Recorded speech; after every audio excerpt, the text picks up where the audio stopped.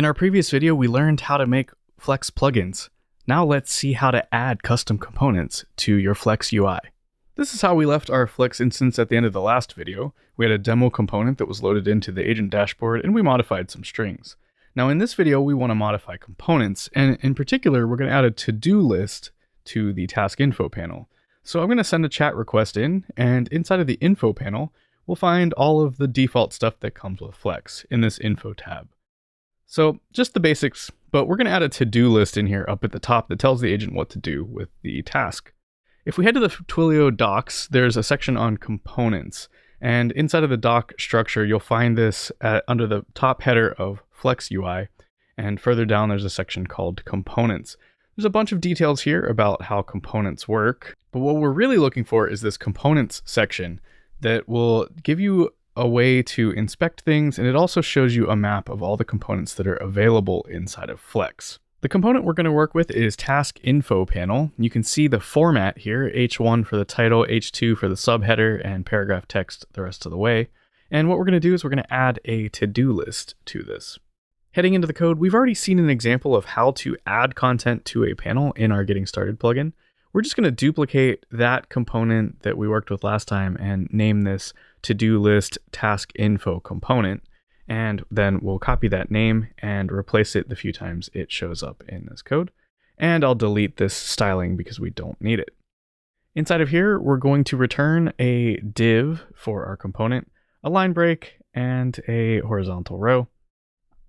And then we'll get our H1 header. We got a to-do, and then an unordered list of items. We'll say answer the task, look up the customer's records, and various. We'll just skip ahead, but you get the idea. We're creating a to-do list for the support rep. All right, heading back into the plugin, we want to import the to-do list task info component from its file on our project. And then we'll come down into our init function, and right above where we added that other component, we'll add our new one. So flex.taskinfopanel.content.add. And what we're going to add is the to-do list task info component with a key of to-do-list. And we're also going to set the sort order to -1 so that this to-do list shows up at the top of the task info panel. All right, excellent. We'll run npm start and head over into the browser to check it out. And when we click on the task and go over to the info tab this time, we'll see that we have a to-do list up at the top. All right, heading back over into Visual Studio Code, we'll run npm run build to build our component and package it up. And then we can head back over into Flex, head over to that admin panel, head into developer setup, and go to assets inside of our Twilio account. Since we've already deployed our plugin before, when we go to add the asset this time, it's going to tell us that an asset with that file name already exists and it'll be overwritten. That's fine. Go ahead and upload it. Once it's finished deploying, we'll head back over to our Flex instance and we'll hit launch Flex.